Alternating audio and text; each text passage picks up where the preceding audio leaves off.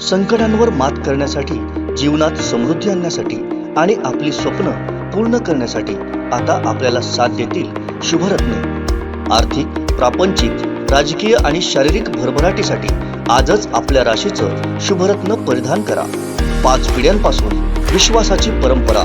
शुभरत्न केंद्र AH मोतीवाला, नेहरू चौक, Maharashtra बँकेसमोर, Nipani. Mobile 09448 14 24 21। Bhaskar Jadhav जे मागच्या तालिका सभापती राहिले होते, इथलेच रत्नागिरीतलेच ते एक आमदार आहेत। नुकतेच ते या ठिकाणी कातळ शिल्पाच्या ठिकाणी गेलेले पाहायला मिळतात। या ठिकाणी उद्धव ठाकरे काही क्षणात पोहोचणार आहे, मात्र मीडियाला इथनं आज जाण्यास पूर्णपणे अटकाव करण्यात आलेला आहे, बंदी करण्यात आलेली आहे। मीडियाला आज सोडलं जात नाही आहे आणि काही क्षणापूर्वी आपल्या समोरनं जी गाडी गेली ते मागच्याच सरकारमध्ये तालिका सभापती आपल्यासोबत भास्कर जाधव इथे आहेत। कारण नाही परवानगी नाही घ्या काय कोणाची परवानगी घ्यायची? एसपी साहेबांची परवानगी घ्या। तुम्हाला काय परवानगी दिली? एसपी साहेबांनी काय लिहून दिले बघू जरा। नेमणूक आहे सर, नेमणूक आहे तुम्हाला दिसते, नेमणूक आहे म्हणून तुमच्याशी बोलतोय ना। तुम्हाला तुमच्याशी बोलायची गरज काय होती? आहे आम्ही अरे मेंढीत बोलायचं नाही, इतक्या दादागिरीत बोलायचं नाही। दादागिरी बोलत नाही मी, तुम्हाला त्याच्याकडे सौजन्याने बोला। तुम्ही कोणाशी बोलताय? एक सेकंड मी तुम्हाला विचारतोय, मी स्वतः खाली उतरायला आलो, तुम्ही बोलताय कोणाशी? एक सेकंड आपल्याशीच बोलतो। सरळ बोलायचं। अंगावर ड्रेस चढला म्हणून काय तुम्ही वाटेल तसं आमच्याशी वागायचं नाही। एक सेकंड आणि मी आधी मुळात सौजन्य कधी सोडत नाही। आपण परवानगी घ्या आणि आपण या। कोणाचे तुझ्या तुम्हाला परवानगी नाही? तुम्हाला कशाला ठेवलं इथं उभं करून? ठेवलेलं आहे सर, रस्ता काय तुमच्या मालकीचा आहे काय? ठेवलेलं सर। एक मी तुमच्यासोबत आहे सर, अशा पद्धतीने तुम्हाला थांबवलं जातंय याचं नाही, तो कारण भाग- काय सर? नाही, तो भाग वेगळा। त्यांना बरं सर, सगळ्यांना थांबवलं जातंय, एवढा पोलीस बंदोबस्त कशासाठी मग इथं? पोलिसांना काम काय दुसरं? असले उद्योग करलाच ते पोलीस असतात, दुसरं पोलीस करतात काय? चांगलं काम कधी करतात? आता हा दौरा नियोजित आहे, ठरलेला आहे, मग एवढा पोलीस बंदोबस्त आणि एवढी अडवणूक का केली जाते? असं आहे की मुळामध्ये त्यांना ज्या काही इन्स्ट्रक्शन असतील त्या पद्धतीने ते वागतात, परंतु कधी कधी पोलीस मग ओव्हर ऍक्टगिरी करतात। त्यांना सांगितल्याच्या पलीकडे आमचा काहीतरी वेगळा अधिकार आहे आणि त्यांना पोलिसांना प्रत्येक क्षेत्रामध्ये एवढे अमर्याद अधिकार देऊन ठेवलेले असतात, त्यामुळे ते बोलतील तो कायदा आणि बोलतील तो नियम।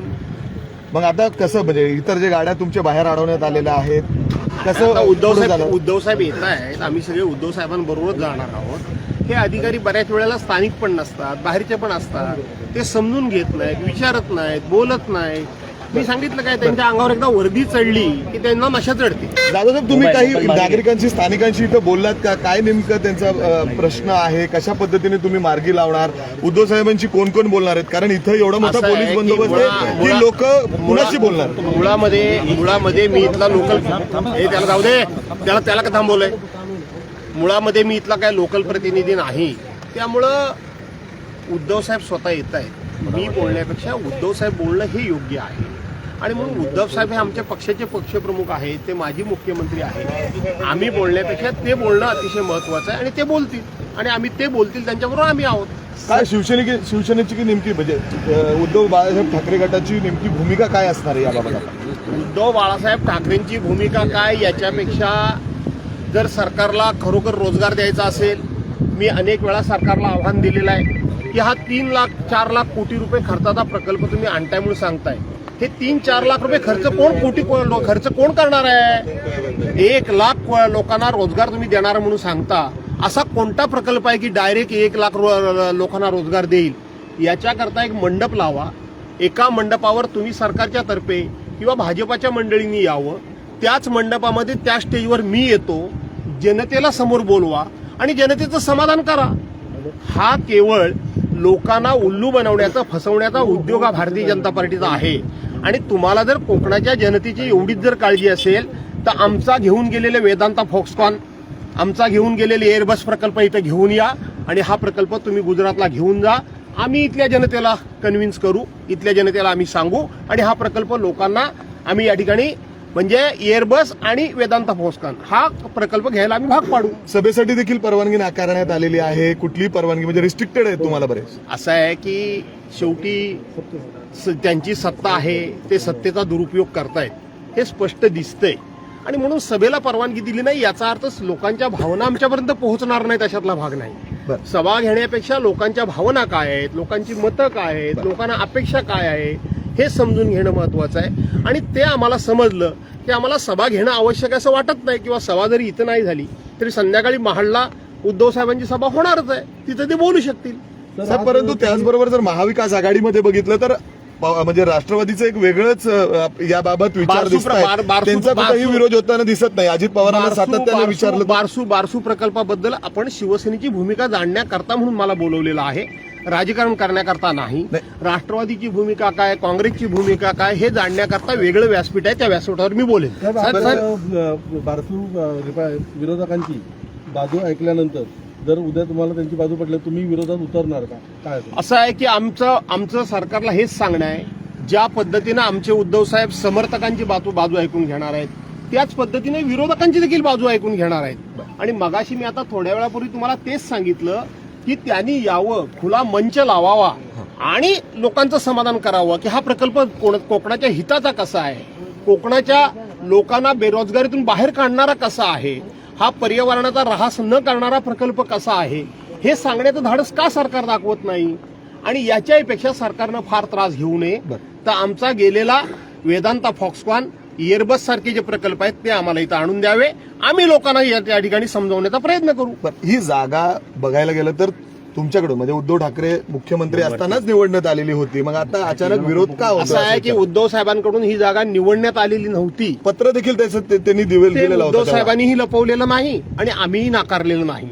उद्धव साहेब ज्या वेळेला राज्याचे मुख्यमंत्री होते त्यावेळेला केंद्र सरकारकडून सातत्यानं हा प्रकल्प या भागामध्ये करायचा आहेच अशा प्रकारचा आग्रह धरला जात होता. मी दबाव हा शब्द आता वापरत नाही, आग्रह धरला जात होता.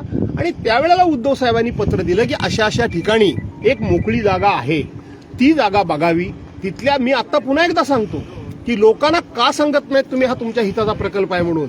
आणि म्हणून सरकार काहीतरी लपवतंय. सरकारच्या प्रामाणिकपणाबद्दल, सरकारच्या भूमिकेबद्दल जनतेच्या मनामध्ये संशय निर्माण झालाय.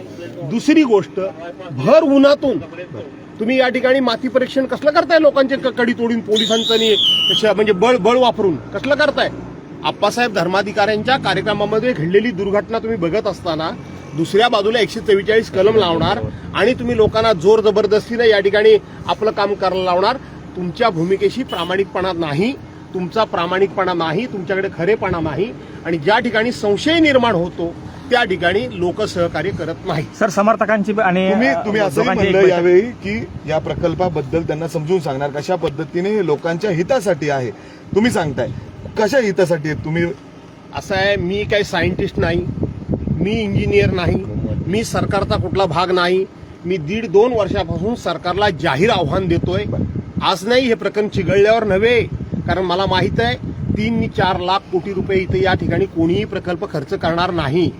असा कुठलाही आता कारखाना आलेला नाही किंवा येणार पण नाही, कारण आता ॲटोमायझेशनचा जमाना आहे.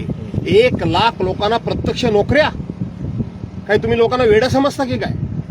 आणि म्हणून मी पुन्हा एकदा सरकारला आव्हान वजा विनंती करतो, पाहिजे तर आव्हान देण्याच्या विनंती करतो की खरोखर जर तुमच्यामध्ये प्रामाणिकपणा असेल तर लोकशाहीचा संवाद हा आत्मा आहे. लोकशाहीचा आत्मा काय आहे? संवाद आहे. तुम्ही लोकांशी संवाद घडवा. आता हे अधिकाऱ्यांकडे मला तीच अपेक्षा होती की तुम्ही संवाद करा माझ्याशी, पण नाही, त्यांची कॉलर टाईट, त्यांना लोकशाही कदाचित मान्य नसेल. आणि म्हणून लोकशाही हा आपला चर्चा आणि संवाद हा लोकशाहीचा आत्मा आहे. तो आत्मा सरकारने मारू नये, भारतीय जनता पार्टीनं मारू नये अशी माझी त्यांना विनंती आहे. धन्यवाद. शेवटी प्रश्न राहिलाच, आम्ही आज जाणार की नाही? कोण? आम्हाला तो अधिकार माझा नाही. तुम्ही माझी मुलाखत घेतली हा प्रश्न म्हणजे बाहेर चला साहेब, तिकडे गेले, इकडे यायला नाही लवकर. नक्की फोन आला, चला तुम्हाला त्रास देत नाही. कुठलं पोलीस स्टेशन तुमचं? तर तुम्हाला स्थानिक लोकप्रतिनिधी ओळखीचे नाही, एकदम टाईट माहिती बोलायला लागला. असं नाही हो, भास्कर जाधव असा माणूस नाहीये. आणि भास्कर जाधव असं कधी तुम्हाला असं वाटेल कोणाला घाबरतो विवरतो असं काही नाही. एक आमदार बिमदार पण तुम्ही एखाद्या ओळख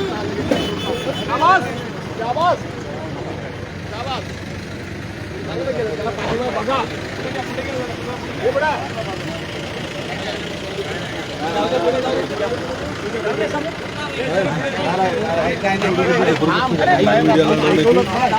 ऐकलं की नाही मी? ही का पण बोलण्याची पद्धत काय कसे हे लोकांशी कसे वागत असतील? मग आमच्याशी जर असे वागतात तर लोकांशी कसे वागत असतील? येऊ दे.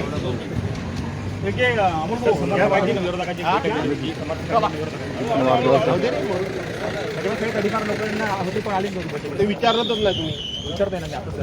आता काय असं आहे की ह्या आंदोलन करणारे किंवा विरोधक म्हणता येणार नाही, तर ज्यांच्या मनामध्ये अनेक शंका आहेत त्या शंकांचं निरसन होत नाही म्हणून तो निरसन व्हावा म्हणून प्रयत्न करणारे त्या सर्वांना तडीपारीच्या नोटीस दिलेल्या आहेत. हे सगळे जिल्ह्याच्या बाहेर आहेत आणि भासवायचं काय की समर्थन करणारे लोक कमी आहेत आणि विरोध करणारे लोक जास्त आहेत. ही सरकारी यंत्रणा वापरून ही केवळ कोकणाच्या माती हा प्रकल्प जबरदस्तीनं मारण्याचं काम चाललेलं आहे. त्यामुळं ह्या प्रकल्पामध्ये खूप सारे मुख्यमंत्री म्हणतात 70% समर्थन आहे. मुख्यमंत्र्यांना काय माहिती आहे स्थानिक असेल तर जाहीर का पुढे आमचा नाही चर्चा करत.